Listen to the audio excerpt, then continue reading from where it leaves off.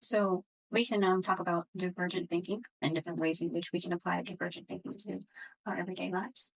You can create a daily routine that includes activities like that stimulate creativity, such as like journaling or brainstorming and exploring new hobbies.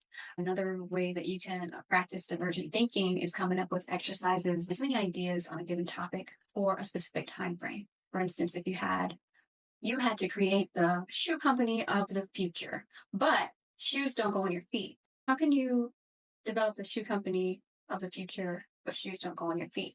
Well, maybe shoes means something like a hat. And so you think about this place in the future where shoes are hats. How would a hat look? Would it have rubber on it? Would it be filled with laces, or would it be weatherproof, or could you run with a shoe hat? Things like that. So it could be really absurd thinking or nonsensical, but it's a way that you can flip things on its head and you can come up with new ideas in that way. Another way is to surround yourself with incredible, creative, beautiful, inspirational people and go to art galleries and attend live performances and immerse yourself in nature. Those are some ways that you can create your own machine of creativity.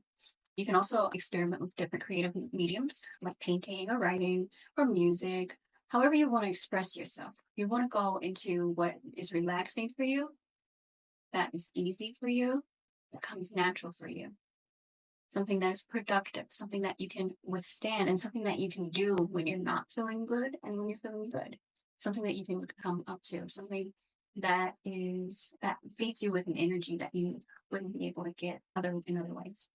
Another way to create this machine or system of creativity is collaborating with other creative individuals. A lot of times, what I find is that I'm best when I'm collaborating with someone that's opposite of me. If I'm collaborating with a guy, guys bring so much structure and so many, they bring that of motivation and that stability.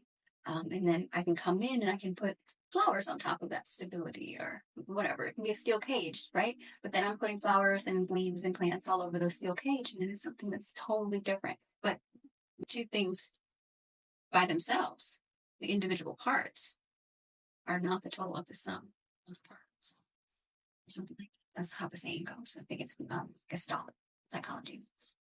Another way is to embrace your failures, which is something that I have not been very good at. Fail and the world is over. But if you embrace your failure as a learning opportunity, you can cultivate a growth mindset, and then you can continually improve on all of your creative skills. But if you want, you can give me feedback on the creative machine outline that I just provided for you.